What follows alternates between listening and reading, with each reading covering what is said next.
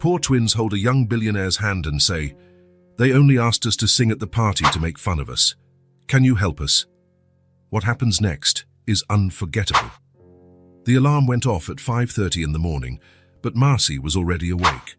The light sleep of someone carrying too many worries rarely let her rest until the alarm sounded. She automatically reached out and silenced it before the noise could wake the girls on the small mattress on the other side of the room.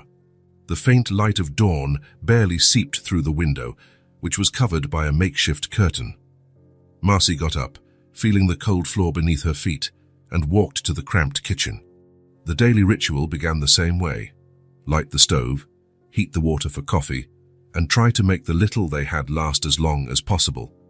As the water heated, she opened the cupboard and took out the 2-day-old bread. It wasn't moldy, just stale. Nothing a little butter can't fix, she thought, trying to ignore the tightness in her chest as she noticed the butter was also running out. In the nearly empty refrigerator, the remaining milk would be just enough for the twins. Marcy smiled, thinking of Lena and Ruby, 5 years of pure energy and smiles, even when there was little reason to smile. They were her reason for getting up every morning, her strength to face the pitying glances, her hope that one day things would be different. "Girls, time to wake up," Marcy called in a soft voice, entering the room. 2 pairs of identical eyes opened almost in sync. Ruby, always the first to be fully awake, sat up, rubbing her eyes. Lena took a little longer, curling up in the thin blanket as if she could capture 5 more minutes of dreams. "Come on, sleepyhead," Ruby said, nudging her sister. "Mom already made coffee." The smell of coffee and toast finally convinced Lena to get up. The 2 of them ran to the small bathroom, sharing a toothbrush with the familiarity of those who had always shared everything. Marcy watched her daughters as they ate. Ruby, with her talkative nature, was recounting an elaborate dream about a blue dog that could fly. Lena listened attentively, adding occasional details as if she had also been in the same dream, something that happened frequently between them. After breakfast came the hardest part of the morning. Marcy opened the small closet where they kept their few clothes. She took out 2 worn uniforms with discreet patches on the knees and elbows. The twins dressed without complaint, accustomed to second-hand clothes. The bigger problem was their feet. There was only 1 pair of sneakers in usable condition, already tight for both of them. They took turns. Today would be Lena's day to wear the sneakers, while Ruby would wear the old sandals. "It's too tight, Mommy," Lena said, wincing as Marcy tried to fasten the worn Velcro. Marcy swallowed the lump in her throat before answering, "If everything goes well, Mommy will buy another pair next month, okay?" It was a promise she had been making for weeks, always postponed because the money barely covered rent and food. The twins nodded without questioning. They had learned early on that next month was a distant place where things might be better. The walk to school was 20 minutes long. Marcy held one of each daughter's hands, creating a small protective barrier against the world. They passed the grocery store, where the owner waved kindly. They passed the bakery, where the tempting aroma of fresh bread wafted from. They passed the shoe store, which the twins looked at with silent longing. "Look, Mommy, it's Mr. Wilson's house," Ruby pointed out as they passed a house with a white picket fence where an elderly man was watering his flowers. "Good morning, ladies," he greeted, and the girls responded with shy smiles. Small moments of kindness like this made the walk less arduous for Marcy.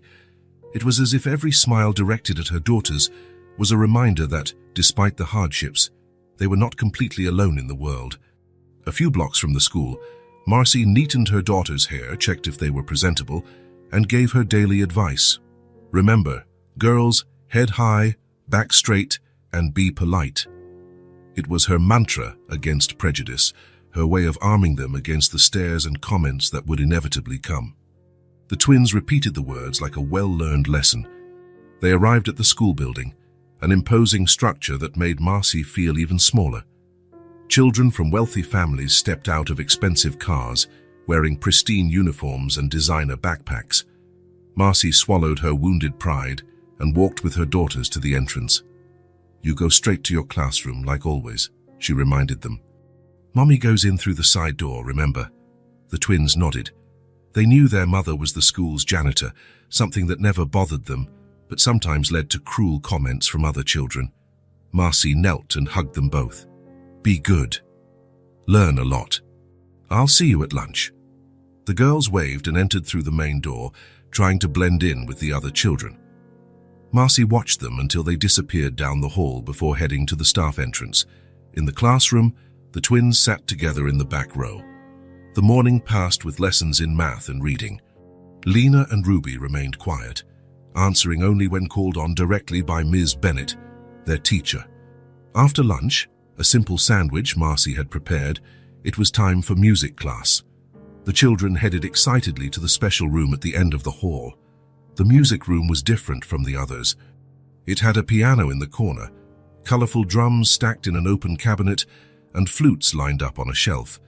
The walls displayed posters of instruments and musical notes. It was a place that always fascinated the twins, though they rarely touched the instruments like the other children. "Today we're going to talk about our spring recital," announced Mrs. Miller, the music teacher, clapping her hands to get their attention. "We need to decide who will do what." A buzz of excitement went through the room. The spring recital was the most important event of the semester, with parents and family filling the auditorium. "I want to dance," exclaimed Emma, a girl with blonde hair and a pink bow who always wore sparkling shoes.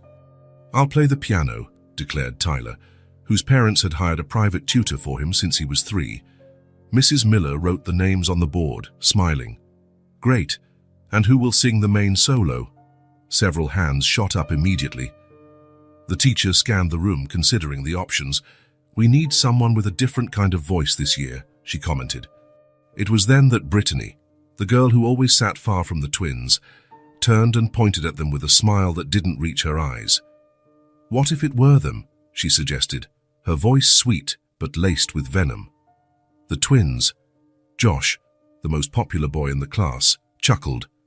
"Yeah, they never do anything in the shows." Emma leaned over to whisper something in Madison's ear, but spoke loudly enough for everyone to hear. "Imagine them singing, in those clothes." Madison covered her mouth to stifle a giggle. "And with their mismatched shoes." The comment sparked more giggles throughout the group. Everyone knew the twins shared a single pair of sneakers in good condition. Mrs. Miller frowned, ready to intervene, but before she could speak, Tyler added, "They could sing really quietly, since they never talk anyway." He mimicked an exaggerated whisper, causing more laughter. The twins shrank in their seats, feeling the heat rise in their faces. Ruby squeezed Lena's hand under the table. The teacher clapped her hands sharply. "That's enough. We do not tolerate that kind of behavior in this classroom." She looked at the twins with a kind expression, trying to repair the damage. "Lena, Ruby, would you like to participate in some way? Perhaps in the choir?" Before they could answer, Brittany insisted, now with false innocence, "But Mrs. Miller, I really think they should sing. Who knows, maybe they have hidden talents." Mrs. Miller hesitated. It was clear that Brittany and her group were being cruel, but at the same time, she didn't want to exclude the twins from the opportunity. After a few seconds of consideration, she approached the two of them. "Would you like to try? You don't have to decide now." Lena and Ruby looked at each other, a silent conversation passing between them. The invitation had come from cruelty, but maybe it was a chance to show they were more than just the janitor's daughters. "Can we think about it?" asked Lena, her voice barely a whisper. "Of course," Mrs. Miller replied with an encouraging smile. "The decision is yours." She turned to continue the class, directing the attention away from the twins. But the damage was already done. For the rest of the class, they felt the stares and the whispers. "Do you think they'll really try? I bet they'll be off-key. What are they going to wear? Those patched-up uniforms?" When the bell rang, signaling the end of class, the twins were the first to get up, quickly packing their notebooks. In the hallway, away from prying eyes, Ruby stopped and looked at her sister. "Do you want to sing?" Lena bit her lip, thoughtful. "I don't know. They just want to laugh at us." "But what if we were good?" There was a spark of defiance in Ruby's eyes, something Lena rarely saw in her calmer sister. For a moment, she imagined what it would be like to go on stage, to sing, and to surprise everyone. "Let's think about it," she finally replied. We have to talk to Mom." What the twins didn't know was that this proposal, born from childhood cruelty, would be the beginning of a journey that would transform not only their lives, but the lives of everyone around them. Sometimes, the greatest stories begin in the most unlikely places, even in a music room where two 5-year-old girls face the first of many difficult choices. The bell rang, signaling the end of the school day. The hallway filled with children, a noisy river flowing toward the freedom of the afternoon. Lena and Ruby walked together, as always, holding their worn backpacks tightly. They tried to blend in, to disappear among the other students, but it was impossible not to hear. "Look, it's the singing twins," Brittany said as she passed them, loud enough for other kids to hear. Emma and Madison laughed, leaning toward each other. "It's going to be hilarious to see them on stage with those shoes." The words seemed to follow them to the schoolyard. It was nothing new. Comments like these were part of their daily routine. Usually, they would lower their heads and keep walking, mentally repeating their mother's mantra, head high, back straight. But today was different. Today, the words hurt more. "Do you think they'll each wear one shoe, one on each foot?" Tyler commented, sparking a wave of laughter. Ruby squeezed her sister's hand tightly. Her eyes, always expressive, were welling up with tears. Lena, usually the more sensitive of the two, felt something different grow inside her. Not just sadness, but a kind of determination she couldn't explain. They walked out of the school gates, lagging behind as the other students ran to waiting cars or gathered in groups to walk home together. The twins knew they were supposed to wait there. Marcy would finish her cleaning shift in an hour. Until then, they would sit on the concrete bench near the gate, doing their homework or drawing with the worn-out colored pencils they shared. But today, something changed in that routine. "Let's walk for a bit," Lena suggested, surprising her sister. Ruby hesitated, but Mom said to wait here. "Just over there," Lena insisted, pointing to the sidewalk that curved around the school. "I don't want to listen to them." Ruby understood. Behind them, Brittany and her friends were still in the yard, casting looks and laughs in their direction. She nodded, and the two began to walk, slowly moving away. The afternoon was mild, with the autumn sun painting everything in a soft golden light. Dry leaves crunched under their feet, the shared sneaker that Ruby was wearing today, and the old sandals on Lena's feet. They walked in silence, turning the corner of the school onto a tree-lined street they didn't usually frequent. "Do you think we should accept?" Ruby asked suddenly, breaking the silence. Lena knew exactly what her sister was talking about. "I don't know. They'll laugh at us. They already do." It was true. No matter what they did, stay invisible or try to stand out, the result was the same. Ruby stopped walking, her eyes fixed on some distant point. "When we sing with Mom, she says it's beautiful." Lena nodded. Marcy used to sing while doing laundry or cleaning the house, old songs she had learned from her own mother. And the twins would always join in, their small voices intertwining naturally, creating harmonies that made Marcy smile and say they had a gift. "But what if Mom only says that because she loves us?" Lena questioned. Ruby didn't get a chance to answer. A man turned the corner, walking toward them. He was tall, with dark, slightly disheveled hair and thin-rimmed glasses. He wore jeans and a blue shirt with the sleeves rolled up to his elbows. He carried a leather briefcase under his arm and seemed distracted, looking up at the sky as he walked. The girls stopped, unsure if they should turn back. They weren't used to talking to strangers without their mom nearby, but there was something about the man, perhaps his carefree way of walking, or the slight smile on his face as he watched a bird fly by, that didn't seem threatening. As he got closer, he slowed his pace, noticing the two small figures standing on the sidewalk. He smiled gently, the way polite adults smile at children they don't know, without intimacy, but with respect. "Hello," he said, ready to continue on his way. It was then that something unexpected happened. Without planning it, without even exchanging a glance, the twins stepped forward and each took one of his hands. The man stopped, surprised. He looked down at the two pairs of identical eyes staring up at him with unnerving intensity. "Can I help you?" he asked, his voice calm despite his obvious confusion. Lena, normally the more reserved one, was the one who spoke. They invited us to sing at the party, but only to make fun of us. Can you help us?" The question hung in the air, so direct and vulnerable that for a moment no one said anything. The man looked from one to the other, trying to understand what was happening and why. Of all the people on the street, they had chosen to stop him. Ruby added, as if feeling the need to explain, "The school party. They laughed at our shoes." The man then crouched down, getting to the girl's level. His eyes, they now noticed, were a deep blue, framed by small wrinkles at the corners, the kind of wrinkles that form when someone smiles a lot. But right then, he wasn't smiling. There was something in his gaze that was both sad and understanding. "My name is Grayson," he said. "What are your names?" "I'm Lena," answered the one who had spoken first. "And I'm Ruby," the other one added. Grayson nodded, as if memorizing their names. "And why do you think I can help?" The twins looked at each other, one of those moments of silent communication that so intrigued anyone watching them. "We don't know," Ruby admitted. "We just had a feeling." "You seem nice," Lena added. "And different." Grayson smiled then, a smile that reached his eyes, softening the lines on his face. There was something about these two children, the way they presented themselves to the world, small but dignified despite their worn clothes and the air of having faced more hardship than they should have, that touched something deep inside him. Looking at them, Grayson saw a reflection of himself almost 30 years ago. The boy in second-hand clothes, with sneakers patched up with duct tape, who stood at the back of the class to avoid attention. The boy who hid in the library during recess to escape the taunts. The boy who drew houses and buildings in the margins of his notebooks, dreaming of the day he could build something solid, something no one could take away from him. "You know you're not supposed to talk to strangers, right?" he asked, more out of responsibility than reprimand. Ruby nodded. "But you don't seem like a stranger now."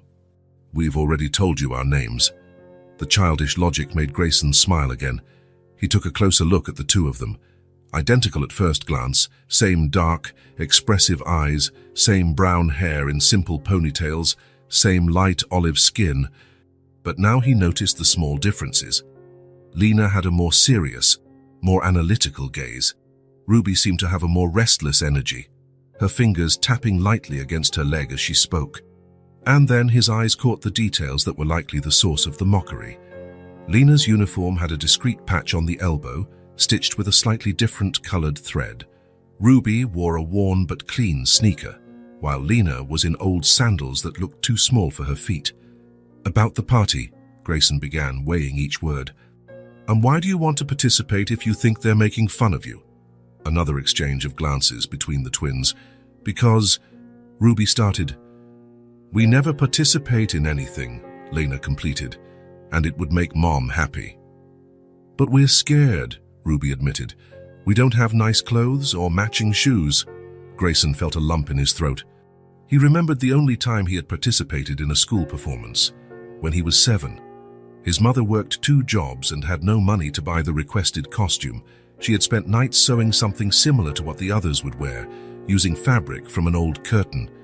He had performed, but the giggles and stares had hurt so much that he never volunteered for anything again. "When is this party?" he asked. "Next week, on Friday," Lena replied, "at 6 o'clock. Grayson checked his watch. He had a meeting in less than an hour, but something inside him had already made a decision that his rational mind was still processing. "Yes, I can," he said finally.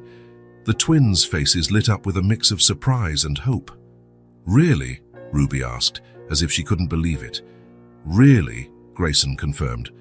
"But first, we need to find your mother. She must be worried."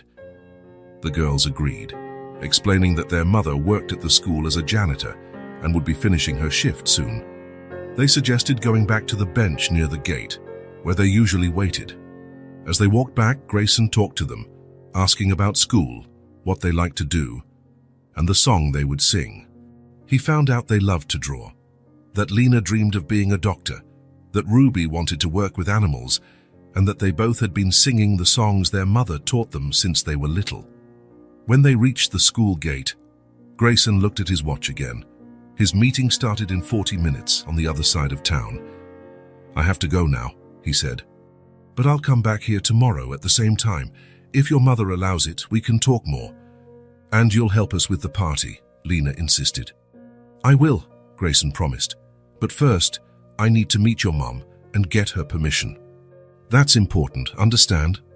The twins nodded, though there was a shadow of doubt in their eyes, the doubt of those who have seen adults make promises they don't keep. "I'll be here tomorrow," he reinforced. "You have my word as an architect." "What's an architect?" Ruby asked.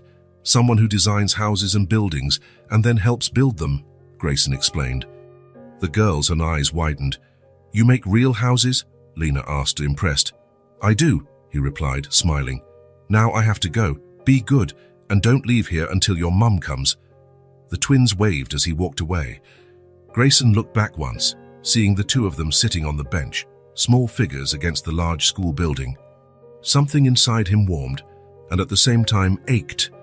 The next day, as promised, Grayson returned to the school at dismissal time. He found the twins on the same bench, but this time a woman was with them, small, looking tired, but with the same expressive eyes as her daughters. The initial conversation was difficult, filled with suspicion on Marcy's part, which was completely understandable. What strange man approaches children on the street and offers help? But gradually, as Grayson explained his intentions and a little of his own story, her reserve began to lessen. "I just want to help them with the performance," he explained. "I know what it's like to feel different." Marcy studied his face for a long moment, as if searching for signs of falsehood or ulterior motives. What she found was only sincerity. "They do sing well," she said finally. "Really, it's not just a mother's bias." "I believe it," Grayson replied, "and I'd like to help them show that to everyone." After more conversation, after Grayson showed his ID and explained that he worked at an architecture firm just a few blocks away, Marcy finally agreed, still cautious, but willing to trust a little. The next day, with Marcy's permission, Grayson took the twins to a simple department store downtown.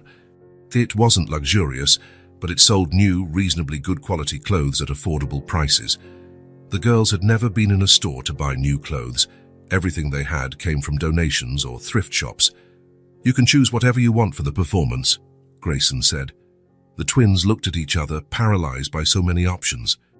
Seeing their hesitation, Grayson gently guided them down the aisle, stopping at the children's dress section.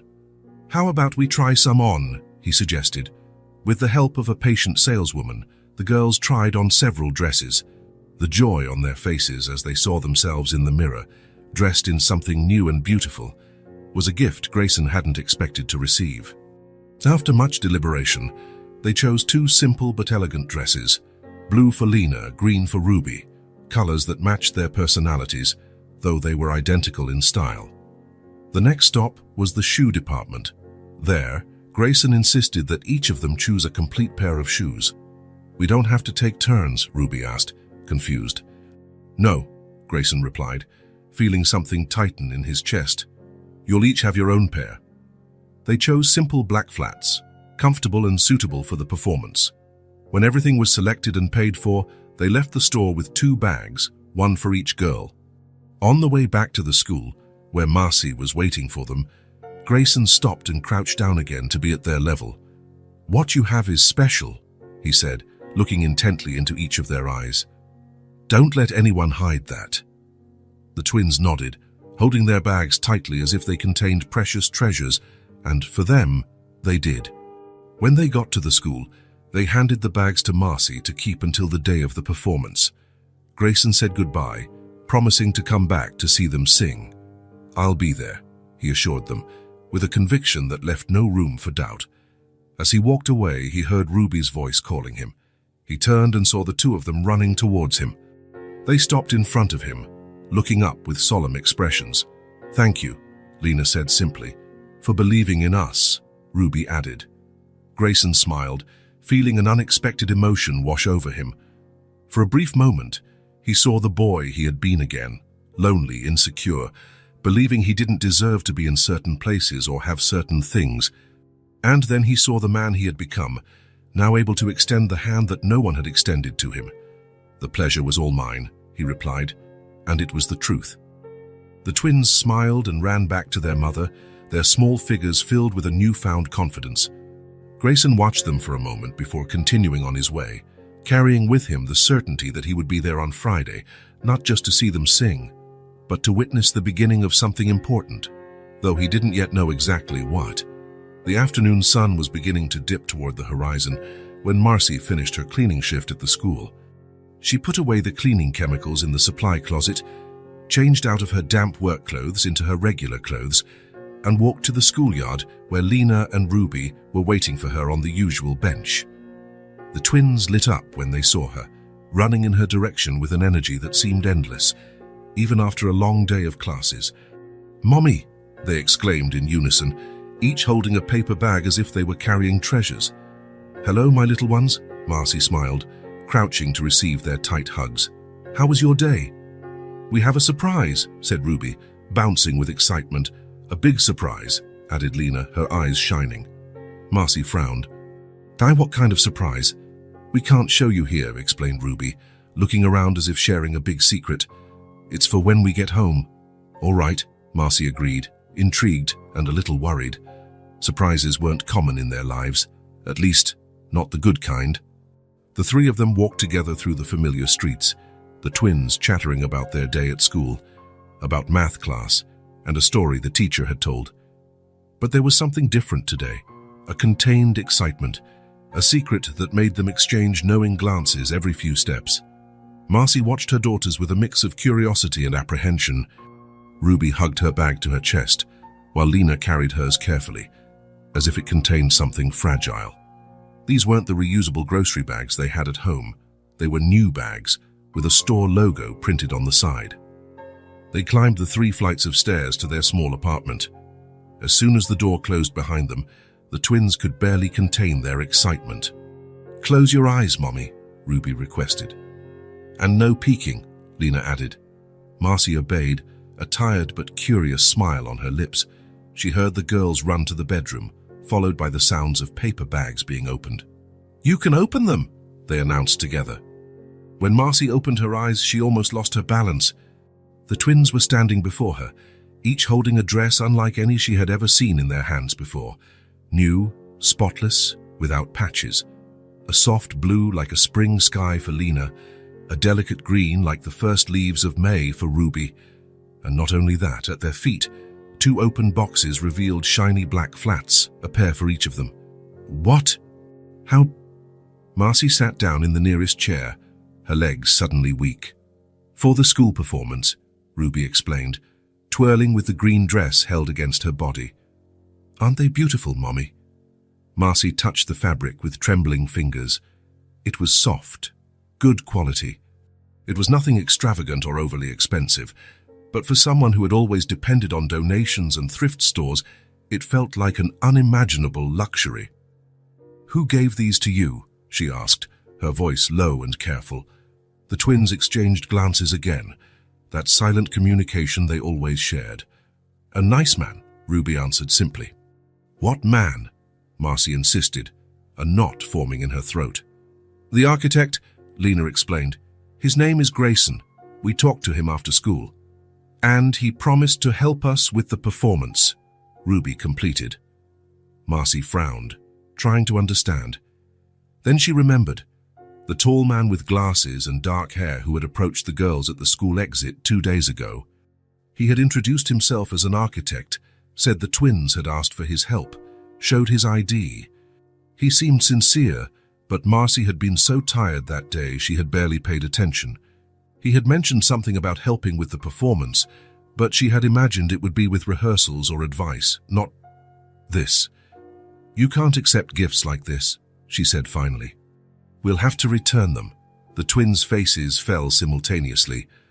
"But Mommy," Ruby began, tears welling up immediately. "It's for the performance," Lena added. "Everyone else will be dressed up. If we don't wear them." She didn't finish the sentence, but she didn't have to. Marcy was all too familiar with the cruel comments her daughters faced because of their second-hand clothes and shared shoes. "He said he used to wear old clothes when he was a kid too," Ruby explained, "and that nobody helped him. That's why he wanted to help us," Lena concluded. Marcy felt tears welling up. Her pride told her to refuse, to return everything, to show that they could manage on their own. But her mother's love saw the sparkle in her daughter's eyes, the hope, the chance to feel for one night, like the other children. "Can I see the dresses?" she asked, her voice softening. The girls handed over the garments with reverent care. Marcy examined every seam, every detail. They weren't extravagant or overly expensive. They were simple, tasteful, appropriate for children their age. The kind of clothes she would have chosen if she could have. "Try them on," she said finally. The small apartment filled with laughter as the twins ran to the bedroom. Minutes later, they returned, transformed. The dresses fit perfectly, as if made to measure. The flats matched perfectly. For the first time, Marcy saw her daughters as others might see them, not as the poor girls in worn clothes, but as two beautiful children, full of life and potential. The emotion finally overflowed. A tear ran down Marcy's tired face. "Don't cry, Mommy," Ruby pleaded, running to hug her. "How, you don't like them?" Lena asked, worried. Marcy wrapped them in her arms, feeling the new fabric of the dresses under her calloused fingers. "I love them," she whispered. "You look beautiful." The week passed quickly, filled with rehearsals and preparations. The twins practiced their song every night, filling the small apartment with their harmonious voices.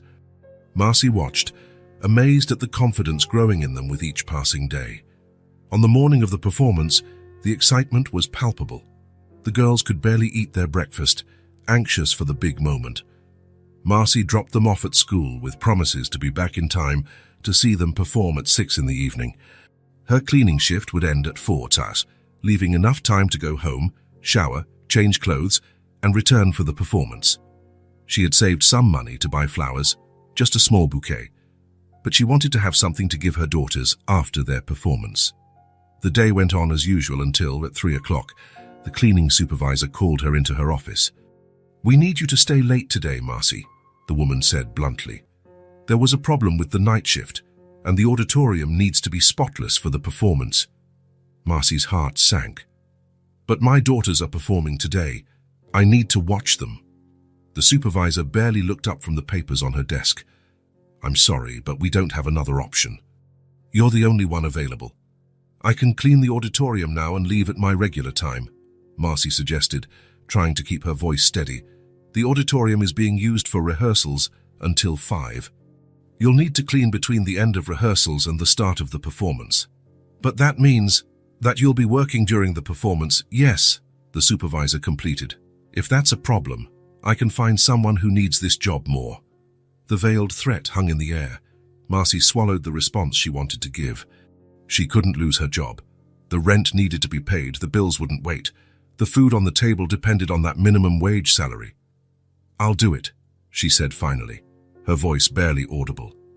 She left the office with a heavy heart. How would she tell the girls? How would she explain that she wouldn't be there for their most important moment? Would they understand that she had no choice? During lunch, she met with the twins as usual. They were so excited, talking about the performance, about how they had rehearsed, about how they couldn't wait to show off their new dresses. Marcy tried to smile, tried to share their excitement, but Ruby, always sensitive to her mother's emotions, noticed something was wrong. "What's wrong, Mommy?" she asked, her big eyes fixed on Marcy's face. "Nothing, sweetie," Marcy lied, hating herself for it. "Something's wrong," Lena insisted. "You're sad." Marcy took a deep breath. There was no hiding it. They always knew. "Mommy has to work during the performance," she said finally. "I'll be cleaning the auditorium while you sing." The twins and faces transformed, from joy to disappointment in an instant. Marcy felt as if someone had ripped a piece of her heart out. "But you promised," Ruby began, tears immediately forming. "I know, my love, and Mommy wanted to be there so much, more than anything in the world. But you have to work," Lena completed, her voice small but understanding. Marcy nodded, unable to speak through the lump in her throat. "It's okay," Lena said. "Always the stronger one in a crisis. We understand." "I don't understand," Ruby protested, a tear rolling down her face. "It's not fair." "It isn't," Marcy agreed, hugging her. "It's not fair at all, but I'll be there even if you don't see me. I'll be cleaning, but I'll be listening to every note. And afterwards, we'll celebrate at home, just the three of us." The girls nodded, trying to be brave, but the sparkle had dimmed in their eyes. Marcy felt the weight of guilt and injustice. Once again, her job was preventing her from being present for an important moment in her daughters' lives. When the bell rang, signaling the end of lunch, Marcy hugged them both extra tightly. "You're going to be amazing, Mommy is sure of it." She returned to work with a heavy heart. During the afternoon, while cleaning bathrooms and hallways, an idea came to her. She couldn't be in the audience, but she could leave something for the girls to know she was there in spirit. At the small shop near the school, she bought a simple card. Sitting on a bench during her 15-minute break, she wrote in her careful handwriting, "Even if you can't see me, Mommy is with you." She folded the card and placed it in the girls' lunchbox, where they would surely find it before the performance. The hours passed. At 5 o'clock, as ordered, Marcy entered the empty auditorium. The rehearsals were over, and she had exactly 1 hour to make everything spotless. Sweep, mop, wipe down the chairs, check the bathrooms. She worked feverishly, faster than she had ever worked, hoping to finish in time to at least watch her daughters' performance. But it was too much work for one person. When the doors opened and the first parents began to arrive, Marcy was still mopping on the far side of the auditorium. She hid in the shadows, continuing her work as the hall filled up. From her corner, she caught a glimpse of the children being organized backstage. She tried to find her daughters, but there were too many people, too much confusion. The principal went on stage to welcome everyone, and Marcy knew she wouldn't be able to see her girls perform. She would be at the back of the auditorium, cleaning the bathrooms, when their turn came. With a heavy heart, she continued her work, moving silently in the shadows as the performance began. From a distance, she heard the choir sing, heard the piano piece performed by Tyler, saw the dance of the girls with pink bows, and then, just as she was about to enter the women's restroom with her bucket and mop, she heard the announcer say, "And now, a special duet by Lena and Ruby Martinez." Marcy froze, the bucket almost slipping from her hand. She turned slowly, looking at the stage from across the auditorium. Two small figures were walking up the steps, hand in hand, one in a blue dress, the other in green. Their hair was styled with simple but beautiful ribbons, matching their dresses. The new flats shone under the stage lights. From where she stood, Marcy couldn't see her daughters' faces, but she knew their bodies, their movements, the way Lena always stood a little straighter, how Ruby swayed slightly from one foot to the other when she was nervous. A silence fell over the auditorium, perhaps of expectation, perhaps of surprise at seeing the janitor's daughters on stage. Marcy held her breath, and then the voices began. Soft at first, almost hesitant but perfectly harmonized. A simple melody that Marcy recognized immediately, the song she sang while doing laundry, the song her own mother had sung to her. The music flowed through the auditorium, the twins, voices growing stronger with each note. They were not trained or sophisticated voices, but they had a purity, a natural harmony that only twins could create. They sang from the heart, from the soul, the simple story of a bird that flies free despite a broken wing. Marcy felt tears stream freely down her face. She leaned against the wall, unable to move, completely forgetting her work, her supervisor, everything except the voices of her daughters filling the space. The entire auditorium seemed spellbound. No one coughed, no one moved. The whispers and giggles that Marcy had expected to hear never came. There was only the music, crystal clear and true. When the last note faded, there was a moment of absolute silence. And then, the applause. Not polite or forced applause, but genuine, enthusiastic applause. People were getting to their feet, smiles on their faces. Marcy saw, through her tears, the school principal applauding vigorously, a look of genuine surprise on her face. The twins took a small bow just as they had practiced, and when they stood up, their faces searched the audience not for Marcy, who they knew wasn't there, but for someone. Their gazes found a spot in the third row, and their smiles widened. Following their line of sight, Marcy saw a man with glasses, Grayson, she presumed, standing, applauding with visibly teary eyes. The girls came down from the stage as the announcer called the next act. Marcy wanted to run to them, hug them, tell them how proud she was. But the supervisor appeared in the hallway, giving her a stern look. "The bathrooms still aren't clean, Marcy." Swallowing her tears and her pride, she nodded and went back to work. From the hallway, she could hear the rest of the performance. She cleaned mechanically, her heart torn between joy for her daughters, success, and the pain of not being able to share that moment with them. When she finally finished, the performance was over. Families were leaving the auditorium, chatting excitedly. Marcy slipped through the hallways, looking for her daughters. She found them in the main lobby. They were surrounded by a small group of children and parents, receiving compliments, and next to them, a hand gently resting on each of their shoulders, was the man with glasses. Grayson. Marcy hesitated, unsure if she should approach at that moment. She was still in her cleaning uniform, still carried the smell of chemicals. But before she could decide, Ruby saw her. "Mommy!" she shouted, running towards her, with Lena right behind. They threw themselves into her arms, not caring about the uniform or who was watching. "You were incredible," Marcy whispered, hugging them tightly. Mommy heard everything. It was perfect. "Did you get to see?" Lena asked, looking up with hope. "A little bit," Marcy replied. It wasn't exactly a lie. She had seen their silhouettes on stage. "We were scared," Ruby admitted. "But then we saw your note in the lunchbox. And we knew you were there, even if we couldn't see you," Lena added. Marcy felt new tears forming. How had she raised two such understanding, such strong children? At that moment, she realized Grayson was approaching. He stopped at a respectful distance, smiling gently. "Your daughters were the best part of the night," he said. "Everyone is talking about them." "Thank you," Marcy replied, suddenly conscious of her uniform, her rough hands, her visible exhaustion. "And thank you for the dresses, the shoes. We really appreciate it." Grayson waved it off. "It was a pleasure. It was worth every penny just to see this moment." The twins turned to him, still clinging to Marcy's waist. "We were scared," Ruby said. "Thanks for helping us." He crouched down to their level, his eyes shining with genuine emotion. "It was the best thing I've ever seen," he replied simply. And in that moment, under the lights of the school lobby, with the girls between her and this stranger who had become an unexpected ally, Marcy felt something she hadn't felt in a long time, a small flame of hope. Hope that maybe, just maybe, the world could be kinder to her daughters than it had been to her. The day after the performance dawned sunny, as if the sky itself wanted to celebrate the twins' small triumph. At school, something had changed.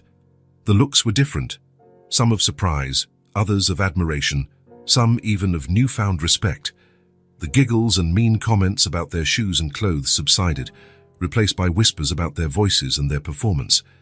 Brittany and her group still cast disdainful glances, but there was something new there, perhaps a pang of envy for the applause the twins had received. The music teacher, Mrs. Miller, smiled at them during class and made a point to tell the whole class how wonderful they had been. "You have a natural gift," she said, "a harmony that not even adult singers can easily achieve." The girls lowered their heads, still not used to public praise, but their hearts warmed at the kind words.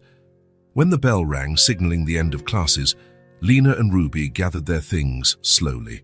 They were in no hurry. They knew Marcy would only finish her shift in an hour. As always, they would sit on the bench by the gate, do their homework, and wait. As they walked out to the yard, however, a familiar figure surprised them. Leaning against a tree near the school gate, Grayson was watching the children leave. When he saw them, he smiled and gave a discreet wave. "He came," Ruby whispered, squeezing her sister's hand. The two of them ran towards him, stopping a few feet away, suddenly shy. "Hello," Grayson said. "I thought I'd pay a visit. How are you feeling after yesterday?" "Good," Lena replied. "Everyone was talking about us," Ruby added. "Mrs. Miller said we have a natural gift." "And she's absolutely right," Grayson agreed.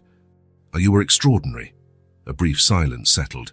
The kind of silence that comes when people are still getting to know each other, figuring out each other's rhythm. "You have to wait for your mom, right?" he asked finally. The twins nodded. "I spoke with her on the phone earlier," Grayson explained. "She said I could take you for a snack if you'd like." "So I know a park nearby with a simple coffee shop." The girl's eyes widened in surprise. Marcy rarely allowed them to go out with anyone but herself. "Did she really say yes?" asked Lena, always the more cautious one. "She did," Grayson confirmed, showing his phone with Marcy's text message on the screen. "We'll bring something back for her too." That sounded right. Marcy never refused food, especially if it was for her daughters. "We can go," Lena decided, after a quick glance at her sister. The park was just 2 blocks from the school. It was a pleasant place with leafy trees, wooden benches, and a small coffee shop in one corner. It wasn't fancy, but it had a welcoming atmosphere that immediately made the girls feel at ease. "What would you like to have?" Grayson asked as they approached the counter. The twins looked at the menu, written in colorful chalk on the board behind the counter. "Can we choose anything?" Ruby asked hesitantly. "Anything," he confirmed. After carefully considering all the options, as if it were a decision of vital importance, they chose grilled cheese sandwiches and orange juice. Grayson ordered a coffee for himself and added a chicken sandwich and a lemonade to take to Marcy. They sat on a bench under a large tree. The afternoon sun filtered through the leaves, creating dancing patterns of light and shadow on the ground. The girls ate with the enthusiasm of those who rarely get the chance to have a snack outside of home. "Is it good?" Grayson asked, watching them with a smile. "Very good," Ruby replied between bites. "The best sandwich I've ever had," Lena agreed. Grayson doubted it was truly the best sandwich in the world. It was just melted cheese between 2 slices of bread, but the genuine joy on their faces made him think about how many small things he took for granted could be extraordinary for someone with so few opportunities. As they ate, they talked about simple things: school, their favorite subjects, the book the teacher was reading to the class. Lena talked about how she loved science classes, especially when they studied the human body. Ruby told him about the time a puppy was brought to biology class and how she decided she would be a veterinarian one day. "Fiosama, what about you?" Ruby asked suddenly. "What do you do as an architect?" "I design buildings," Grayson explained. "Houses, schools, offices. I plan how they'll be built, what materials to use, how to make the best use of sunlight, how to make the spaces work well for people." "That sounds cool," Lena commented. "Do you have to be good at math?" "Yes, very good," he replied. "But I also need to know about art, about history, about how people live and work." Ruby frowned, absorbing the information. Then, with the direct frankness only children possess, she asked the question that was on her mind. "Were you always rich?" The question caught Grayson by surprise. He almost choked on his coffee but recovered quickly. "Rich?" he repeated, reflecting. "I don't consider myself rich, Ruby. I have enough now." But no, it wasn't always like this. The twins watched him attentively, as if their eyes could see right through him, searching for the truth. Grayson put down his cup and looked toward the horizon for a moment, deciding how to answer. There was something about these 2 children that made him want to be completely honest. "I was poor too," he said finally, his voice calm but heavy with memories. "I wore shoes with holes in them. I lived in a tiny room with my mom, but I studied. I drew. And today I'm an architect." The girls stared at him, their sandwiches momentarily forgotten. A new connection was forming, a deep recognition that transcended the age difference. "Did your mum work a lot?" Lena asked. "A lot," Grayson confirmed. "2 jobs. I rarely saw her during the week." "Like ours," Ruby said softly. "Yes," he agreed, "like yours. She did everything she could to give me a better life." "And it worked," Lena observed. "It did," Grayson smiled. "Because she always insisted that I study, even when it was hard, even when the other boys made fun of my clothes or my patched-up shoes." Ruby nodded, understanding perfectly. "Like they do with us." "Exactly," Grayson said. "But you know what? Those kids who made fun of me, I have no idea where they are today. It doesn't matter anymore. What mattered was that I kept trying, even when it was difficult." He paused, looking at the attentive faces of the twins, so young yet already carrying the weight of a hard life. Something inside him warmed and tightened at the same time. "You can be whatever you want to be," he continued, his voice gentle but firm. If you study, if you believe in yourselves, don't let anyone tell you otherwise. Ever. The words hung in the afternoon air, simple but powerful. They weren't empty advice from an adult who didn't understand. They were the lived truth of someone who had been exactly where they were now. Ruby finished her sandwich, wiped her hands on a napkin, and without a word, took Grayson's hand. A small gesture, but full of meaning. Lena, always more reserved, leaned slightly and rested her head on his shoulder. None of the three spoke for a few moments. It wasn't necessary. The sun continued to create dancing patterns through the leaves. People passed by in the park. Life went on around them. But there, on that bench, under that tree, something important had happened. A bond had formed, soft, true, unexpected. When they finally got up to take Marcy's snack back to her, they walked back to the school in comfortable silence. Not as strangers who had met just a few days ago, but as people who somehow had recognized each other. "Can I come back tomorrow?" Grayson asked when they reached the school gate. The twins exchanged a look, that silent communication only they understood, and then smiled simultaneously. "Yes," Lena replied. "Please," Ruby added. And just like that, with the simplicity only children possess, a friendship began.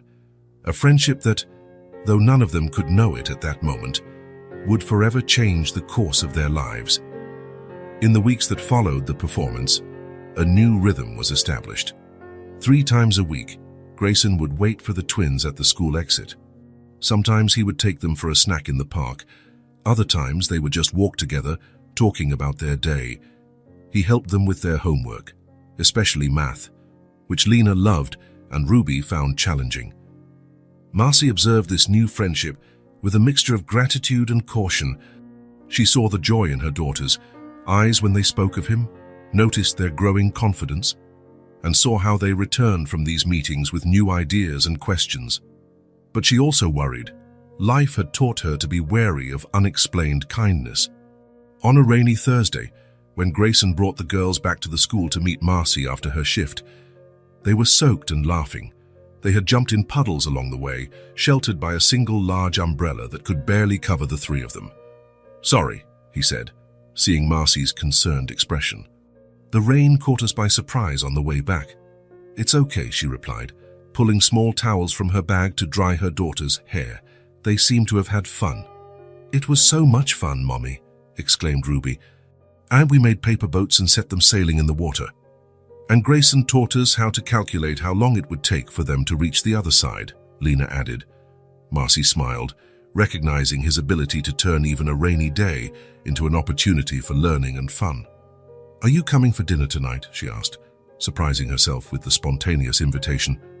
It was Grayson's turn to look surprised. After weeks, it was the first time Marcy had invited him to their home. "I'd love to," he replied. "Can I bring something?" "No need," Marcy said. "It's simple, but there's enough." "Are you really coming?" asked Ruby, her eyes shining with excitement. "I am," Grayson confirmed. "What time should I arrive?" "At 7, Marcy replied. "The girls know the address." On the way home, the twins chattered non-stop about Grayson's impending visit.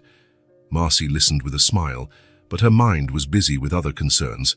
The apartment was small, the furniture was old, the dishes didn't match. What would he think? Would he judge her life, her choices, her poverty?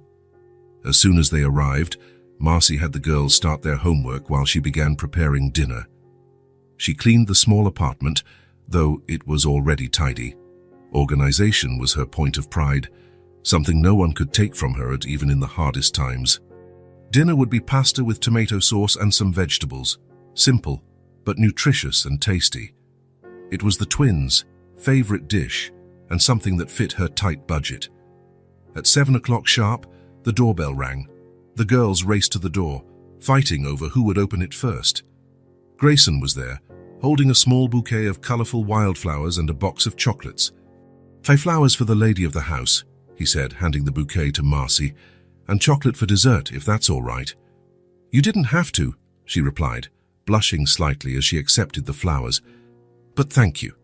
The twins pulled Grayson by the hand, eager to show him the apartment. There wasn't much to see. A small living room that also served as a dining area, a tiny kitchen, a cramped bathroom, and the single bedroom that Marcy shared with her daughters.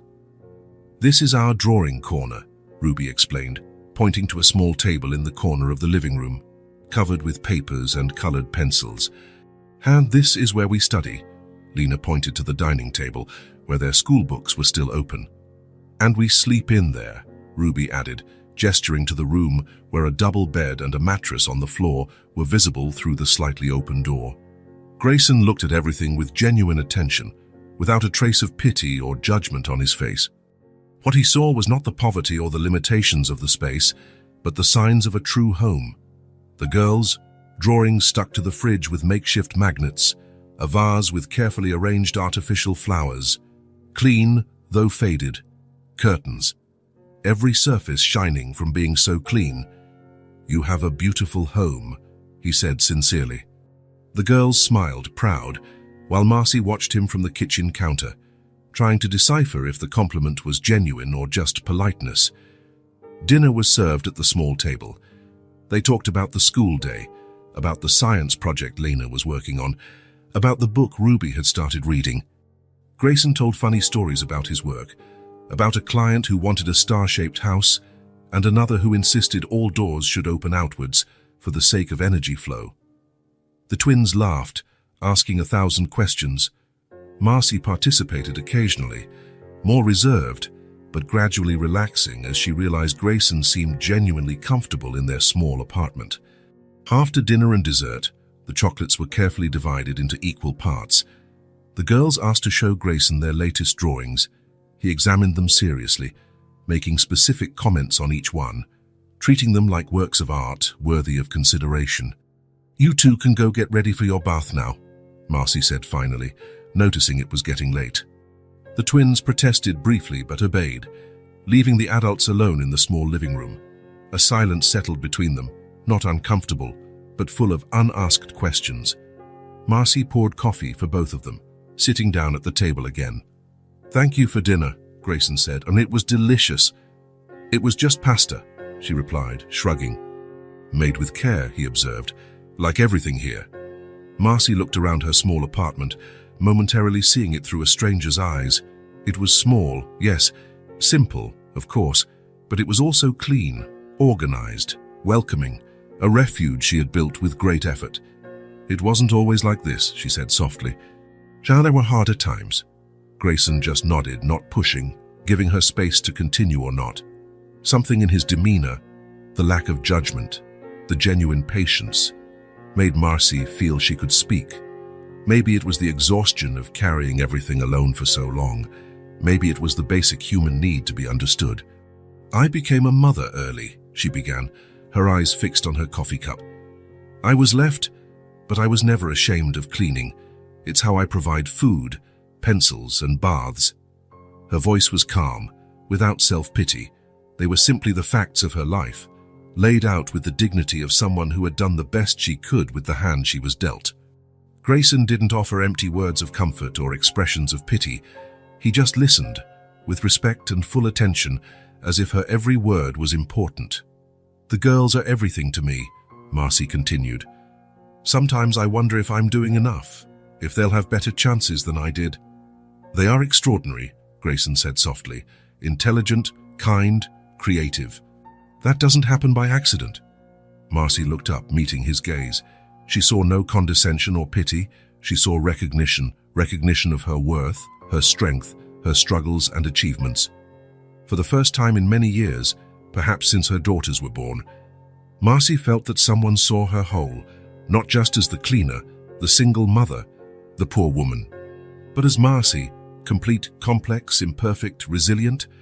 A single tear ran down her face, quickly wiped away. It wasn't a tear of sadness, but of relief, the relief of finally being seen. From the bathroom came the sound of laughter and splashing water, the twins probably turning bath time into an adventure, as they always did. Marcy smiled, returning to reality. "I'd better go check before they flood the bathroom," she said, getting up. Grayson nodded, understanding that the moment of vulnerability had passed. Some stories didn't need to be told all at once. They could unfold slowly, like the pages of a book you learn to trust. "Thank you for having me in your home," he said, standing up as well. "That means a lot." And they both knew he wasn't just talking about the dinner or the apartment, but about the trust that was beginning to blossom between them. The friendship between Grayson and the small family grew with each meeting. What had started as a one-time act of help for a school performance gradually turned into a constant and comforting presence. 3 times a week, he would pick up the girls from school. Once a week, he would have dinner at the small apartment, always bringing something simple: fresh fruit, a special loaf of bread, chocolates for dessert. Marcy observed this evolution with a mixture of gratitude and caution. Part of her still expected him to simply disappear one day, as so many others had before. But with every kept promise, every respected schedule, that distrust diminished a little.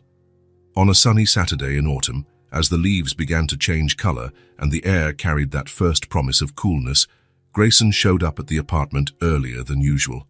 "I have a surprise," he announced when Marcy opened the door. "Here, if that's okay with you, of course." "What kind of surprise?" Marcy asked, as the twins jumped excitedly behind her. "I thought I'd take the girls to see my office," Grayson explained. "It's Saturday, so it'll be empty. I can show them what an architect really does." The twins' eyes widened with anticipation. For weeks they had been asking where Grayson worked, what it was like to design buildings, how ideas on paper turned into real buildings. "Please, Mommy," Ruby begged. "Can we go?" Lena added, her tone more subdued, but just as hopeful. Marcy hesitated for a moment. It was hard to say no when she saw that sparkle in her daughter's eyes, the promise of a new world, of possibilities she herself had never had. Besides, after weeks of interaction, her initial reservation towards Grayson had turned into a cautious trust. "All right," she finally agreed, "but behave yourselves. Don't touch anything without permission." "You're invited too," Grayson added. "If you'd like to come." Marcy shook her head. "I need to get a head start on the laundry and use the sun to dry it. But thank you for the invitation." Part of her wanted to go to see this other world where Grayson lived. But another part, the part that always protected her from disappointment, preferred to keep some distance, some separation between their lives. "I'll have them back before lunch," Grayson promised. The girls said goodbye to their mother with quick hugs, eager for the new adventure. The journey to Grayson's office was partly on foot, partly by bus, an experience that the twins, used to walking everywhere, found exciting in itself. The building where the office was located was modern, with large glass windows and a sleek but simple facade. Nothing extravagant, but clearly professional. The twins looked at everything with wide eyes, absorbing every detail. "You're the first kids I've ever brought here," Grayson commented as he opened the door with his access card. "Really?" Ruby asked, feeling special. "Really," he confirmed with a smile. The inside of the office was spacious and well lit. The reception area, empty on a Saturday, gave way to an open space with several workstations, large desks with sophisticated computers, drawings pinned to the walls, blueprints spread out on various surfaces. "This is where I work," Grayson explained, showing them his desk near a large window. "I'm lucky to have a nice view." The girls looked out the window, seeing the park across the street and, in the distance, the city skyline. "It's beautiful," Lena sighed. "But the best part is over here," Grayson said, guiding them to a room at the back of the office. When he opened the door, the twins were frozen by what they saw. The room was large, mostly occupied by a large central table where several architectural models were displayed. Small versions of buildings, parks, entire neighborhoods, some made of cardboard and balsa wood, others more elaborate, with precise details and realistic colors. "Wow," Ruby whispered, slowly approaching a model that showed a small residential neighborhood, with tiny houses, miniature trees, and even small cars on the streets. "So how did you make all of this?" Lena asked, pointing to an impressive model of a tall, elegant building. "Yes," Grayson replied. "Before we build something big, we make small versions. It helps us see how it will look, to find problems before they happen." He guided them around the room, explaining each project. A school his firm had designed for a low-income community, a public park that had transformed an abandoned industrial area, a set of affordable houses, designed to be economical but comfortable. The twins absorbed every word, every detail. Their small fingers hovered over the models, not daring to touch, but clearly wanting to explore.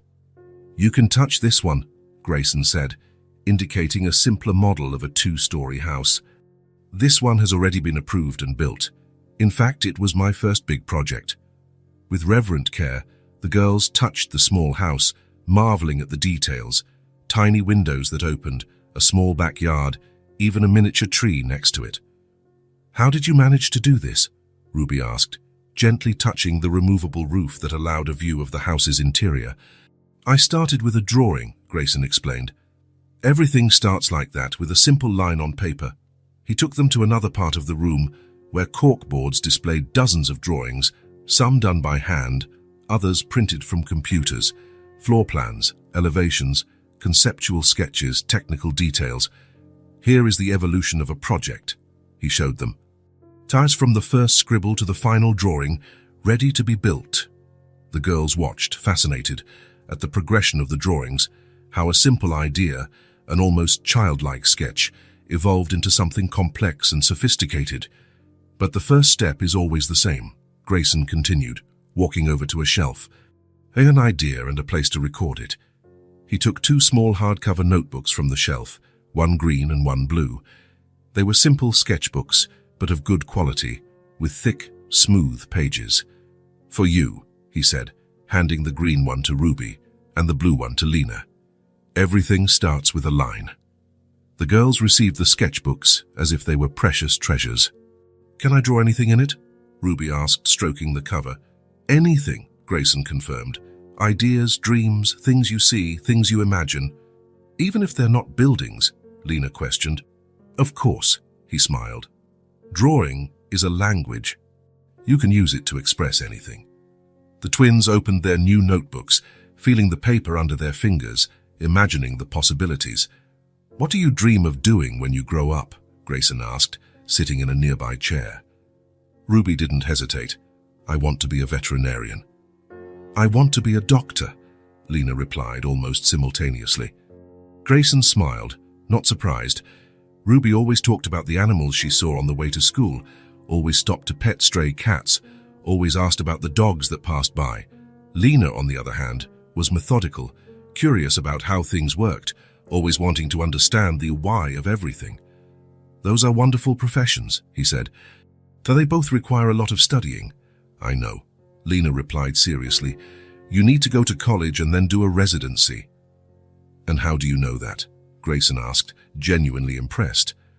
"I read it in a library book," she explained, "about careers." "I'm going to study a lot too," Ruby added. "I already know the names of several bones in a dog." Grayson felt something tighten in his chest, that mixture of tenderness and admiration that these 2 small souls constantly provoked in him. "I'm sure you both will make it," he said with sincerity. "You're smart, dedicated, and curious, the most important qualities for learning." The twins smiled, their faces lighting up with the validation of their dreams. It wasn't often that adults took their ambitions seriously. They usually received condescending smiles or comments about how their dreams were too big. They spent another hour exploring the office. Grayson showed them how hand-drawn sketches were transferred to the computer, how 3D modeling software turned simple lines into 3-dimensional buildings, how special printers produced detailed blueprints. When it was time to go back, the girls were quiet, processing everything they had seen. On the way home, Ruby held her green sketchbook to her chest, while Lena carefully flipped through hers, as if already planning what she would draw first. "Thank you," Lena said softly as they approached the apartment. "It was the best trip of my life." "Mine too," Ruby agreed. Grayson felt his heart warm. For children who had so few opportunities, a simple visit to his workplace was a memorable adventure. He made a mental note to provide more experiences like this, small windows into a larger world. A few days later, during a regular visit to the apartment, Ruby commented casually while they were doing homework, "We love to draw." it was true. Since the visit to the office, the twins were hardly ever without their sketchbooks. They drew before breakfast, at school during recess, and after dinner before bed. The notebooks were already starting to show signs of constant use, with slightly bent corners and covers a little worn from frequent handling. "Can I see what you've been drawing?" Grayson asked. The girls exchanged a look, as if silently consulting each other before nodding. Ruby ran to get the sketchbooks while Lena finished a math problem. The drawings were exactly what one would expect from 5-year-olds. Simple, direct, full of bright colors and impossible proportions. But there was also a surprising attention to detail. Ruby mainly drew animals: dogs, cats, birds, even a rhinoceros she had seen in a library book. Lena had a more technical approach, trying to recreate things she saw: the kitchen fridge, the school building, an ambulance that had passed on the street. "These are very good," Grayson praised sincerely. "You've been practicing a lot." "Can we draw together?" Ruby asked. "All right now." Grayson looked at his watch. He had planned to help them with their homework and then leave, as he had a deadline approaching at work. But the hopeful look in their eyes was impossible to resist. "Of course," he agreed. "What do you want to draw?" "Everything," Ruby replied enthusiastically. Grayson smiled and pulled up a chair to join them at the kitchen table. Marcy, who was ironing in the corner of the living room, watched with a discreet smile. The three of them bent over sheets of paper, colored pencils scattered between them. Grayson showed them a few simple techniques: how to create shadows, how to give a drawing depth, how colors could be mixed to create new shades. They drew houses with smoking chimneys, dogs with wagging tails, trees with branches full of colorful leaves. They laughed when Ruby drew a cat with wings. "It's a catbird." And when Lena drew a house with stairs leading directly to the sky to visit the stars. Time passed unnoticed in that bubble of creativity and joy. Even Marcy eventually joined them, shyly drawing a small garden with flowers. "The garden I'd like to have one day," she explained. When it was finally time for Grayson to leave, the table was covered in drawings, a colorful carpet of imagination and possibilities. "I have to go," he said reluctantly. "I have work to finish." The twins nodded, understanding. But Lena asked, "Wait just a minute." She took one of the drawings, folded it carefully, and handed it to Grayson. "This is for you." When he unfolded the paper, he felt a lump in his throat. It was a simple drawing, made with colored pencils, showing 3 people holding hands, one tall, with glasses, and 2 small ones, with ponytails. In the bottom corner, in carefully formed letters, was written, "Grayson, our friend. We both made it," Ruby explained. "I drew you and Lena drew us, and we wrote it together," Lena added. Grayson looked at the drawing for a long moment, unable to find words.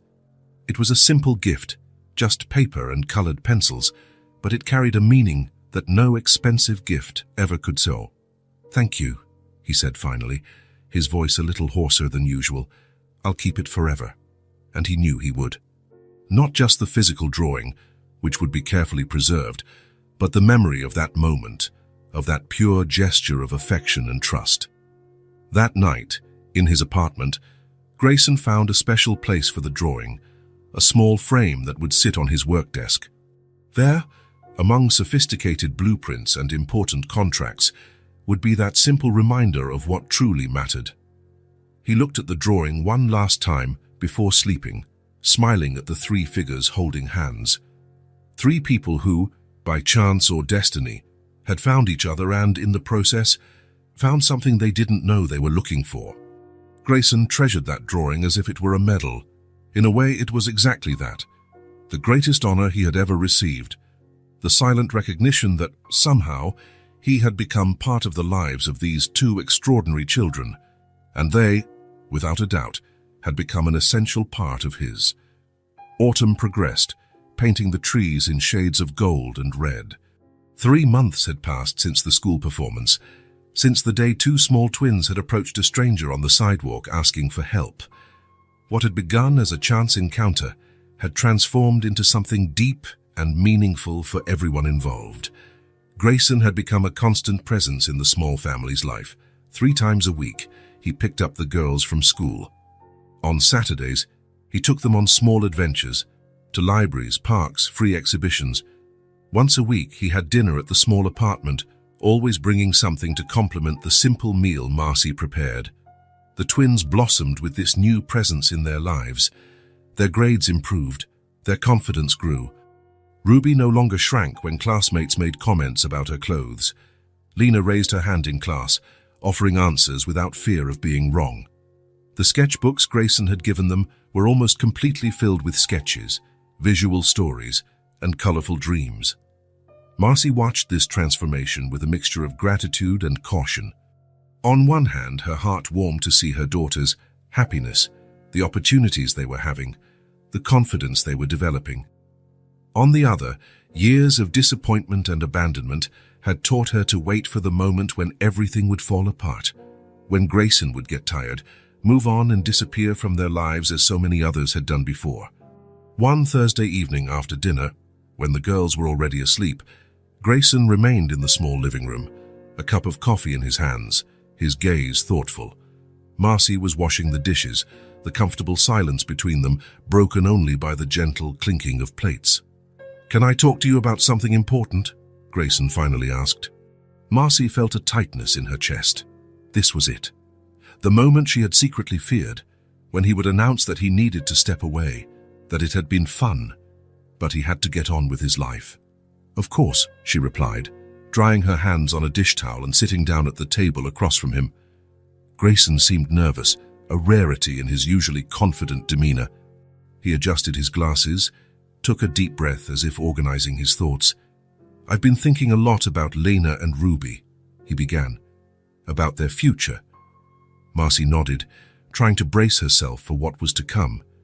"They are extraordinary children, Marcy. Smart, creative, determined. They have big dreams.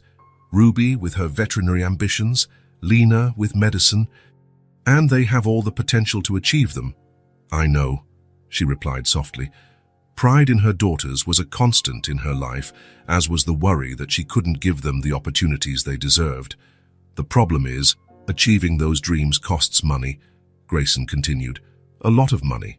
Good schools, college, specialization." Marcy stiffened. She knew this better than anyone. How many nights had she lain awake, doing impossible calculations, trying to figure out how to stretch her minimum wage salary to cover not only basic needs but also her daughter's educational future. "We're getting by," she said, a defensive edge to her voice. "I've been saving a little each month." "It's not much, but—" "It's not about you not doing enough," Grayson interrupted gently. "You do more than seems humanly possible, Marcy. It's about the system being unfair, about talents like theirs potentially being wasted for a lack of resources." He paused, took a sip of coffee as if gathering courage for what came next. "I want to fund their education. All the way through college. They deserve the best. They're already a part of my life." The words hung in the air between them, heavy with meaning. Marcy felt as if the floor had disappeared from under her feet. Of all the things she had expected to hear, this was not one of them. "No," was her automatic response. Years of hard-won pride and a forced independence of doing everything herself spoke louder than reason. "We can't accept that." "Why not?" Grayson asked calmly. It's too much. Marcy searched for words. "We don't need charity." "It's not charity," he replied firmly but without aggression. "It's gratitude for everything they've reminded me of." Marcy looked at him, confused. "What do you mean?" Grayson put down his cup, his eyes meeting hers with a rare intensity. "Before I met them, I was existing, not truly living, working, eating, sleeping, repeating the cycle day after day, designing homes for other people to live lives that I myself wasn't living." He paused, searching for the right words. "Lena and Ruby reminded me what it's like to look at the world with wonder, what it's like to have dreams, what it's like to value the small things, an ice cream cone on a hot day, a colorful drawing, a bedtime story. They reconnected me with the boy I used to be, the one who drew houses in the corners of his notebooks and dreamed of building something meaningful one day." Marcy listened, feeling the sincerity in every word. When I look at them, Grayson continued, I see two people who can do incredible things in the world. Who can save lives, as Lena dreams, or care for creatures that can't speak for themselves, as Ruby wishes. But to do that, they need opportunities. And I am in a position to provide those opportunities. He hesitated before adding, I don't have a family, Marcy. My mother passed away 5 years ago. I have no siblings, no children. I have a successful career and no one to share its fruits with, until now. Marcy felt tears forming, struggling to hold them back. Her entire adult life had been a constant battle, against poverty, against the judgment of others, against exhaustion, against the fear of failing her daughters. The idea that someone could ease that burden, even partially, seemed almost unreal. Why would you do this? She asked, her voice almost a whisper. Why do you care so much? Grayson smiled faintly. Because they matter. Because you matter. Because in the last few months, the three of you have become the most meaningful part of my life. And because, if someone had done this for me when I was their age, maybe my mother wouldn't have worked herself sick trying to give me a better future. Marcy understood that. The physical toll of working tirelessly, the constant fear that it wouldn't be enough, the possibility that her daughters could have a different path, a smoother one, more full of opportunities, was almost painful in its beauty. How would it work? She asked finally, not yet accepting, but allowing herself to consider. I would open an educational investment account for each of them, Grayson explained. Where the money could only be used for education, school, college, books, supplies. You would continue to make all the decisions about their upbringing, about where they study, about everything. I would just be the facilitator. He reached his hand across the table, not touching hers, but offering the connection. I'm not trying to take your place, Marcy. I never could. You are their mother, strong, dedicated, incredible.